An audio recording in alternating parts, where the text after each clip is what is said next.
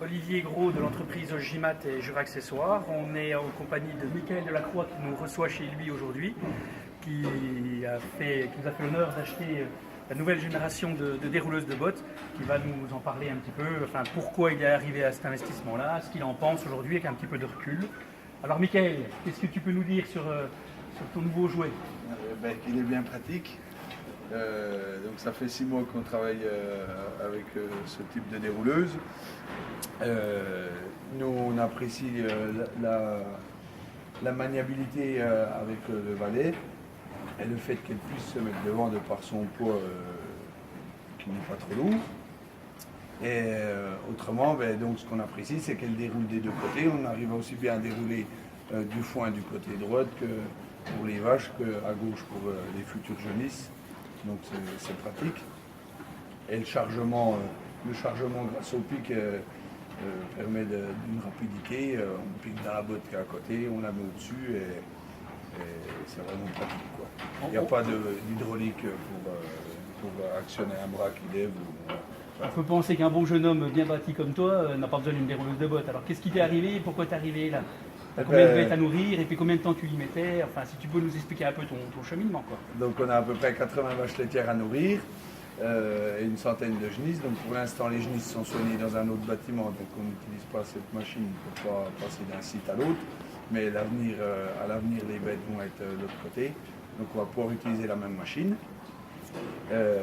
Et puis donc au bout d'un moment, les bras ils ont mal, donc voilà, c'est un moyen de mécaniser, de gagner en pénibilité, quoi.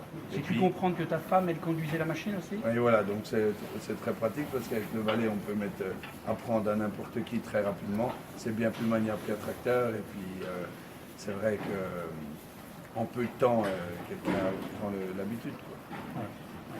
Donc aujourd'hui, pas de marche arrière, tu es content? Non, pas de marche arrière. Tu avais des problèmes de poussière aussi éventuellement, tu avais essayé d'autres systèmes? Ouais, donc là, est-ce que ça fait de la poussière? Système mécanisé et puis c'était trop poussiéreux. Que là, non, ça fait pas de poussière. Le bruit, ça n'a pas de souci, la pollution au milieu des bêtes, il n'y a pas de... Non, il n'y a pas de problème. Tu m'avais expliqué aussi que la consommation du valet de ferme était très très faible. Ouais, tu parlais de 2 à 2,8 litres, c'est ça? 2 litres, 2 litres et demi à l'heure. Donc c'est vrai que c'est un coût de fonctionnement très bas, quoi. Donc ça amortit le fait qu'il y a un coût d'investissement sur une machine supplémentaire, ce qui peut paraître pour certains une machine supplémentaire. Pour nous, on trouve que c'est bien pratique parce qu'au moins on a toujours la machine disponible pour dérouler le foin, contrairement au tracteur qui peut être dans les champs en début d'hiver ou en fin d'hiver. Les bottes c'est des 150, hein, c'est ça? Oui, voilà, 150, les bottes de foin font 380 kg, puis les bottes de regain 450. 450 kg.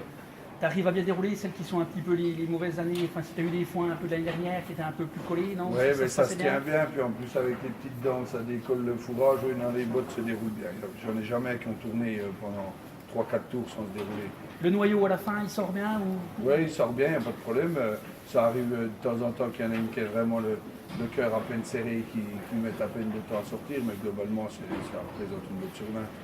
Oui, donc tu reposes l'autre botte dessus puis terminé, c'est voilà, ça? Ouais. Quand ça va pas. C'est ça. J'ai vu que tu prenais pas le couteau pour défaire les filets. Ben oui, parce qu'en fait, puisqu'on est à la posée de la machine, il n'y a pas le bras du valet qui gêne, donc en fait on tourne autour, ça va bien plus vite et puis on équipe d'user le couteau parce que les filets pour les couteaux, ça désaiguise très vite.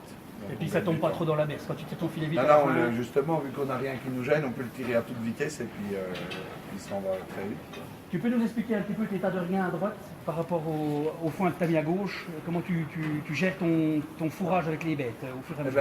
Là actuellement,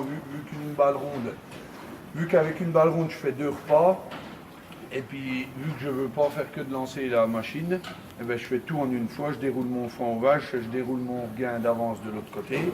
Et puis comme ça, n'importe qui après la traite n'a plus qu'à pousser le regain aux vaches et puis ça va très vite. Mais vu qu'il est déjà déroulé et aéré, il est bien moins dur. Les bêtes, parce que je ne sais pas sur le regain tout de suite, Non, mange déjà le foin. voilà. Donc tu mets 10 minutes le matin, c'est ça? Oui, environ 10 minutes pour dérouler deux bottes et puis 5 minutes le soir pour dérouler une botte. Oui, tu mets une botte de moins le soir. Ouais, voilà, puisqu'elle est déroulée, la botte de regain. 85 la pierre. Ouais, voilà. T'as essayé avec les genisses? T'as mis... j'avais essayé l'an passé avec le foin très grossier de l'an passé et puis ça va très bien, c'est pas le problème, mais c'est que nous on a plusieurs endroits à sonner, le temps d'ouvrir les poches, je gagne pas de temps. Quoi. Oui, en plein hiver, tu peux faire laisser la machine à l'intérieur. Oui. Donc tu amènes avec un engin les bottes ici, tu décolles de la fourragère pour la semaine, c'est ça?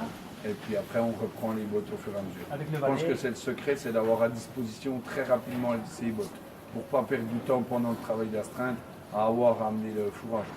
D'accord. Ok. Eh ben, je te remercie, je te souhaite une bonne continuation sur ce projet-là qui marche bien. Sur le valet en 2 secondes, tu avais pris un gros valet auparavant, tu as rechangé pour un peu plus compact. Oui, puisque c'était suffisant pour porter cette dérouleuse. Donc, une notion d'économie. Voilà, une notion d'économie et un souci de revente à la fin pour le renouvellement, parce que c'est une machine qui est les plus courantes en utilisation. Okay. Ton épouse, ça se passe bien? Oui. Pour la conduite de l'engin? Pas de problème. Bon, ben, je te souhaite bonne continuation avec ton épouse, je te remercie Michael. À la prochaine.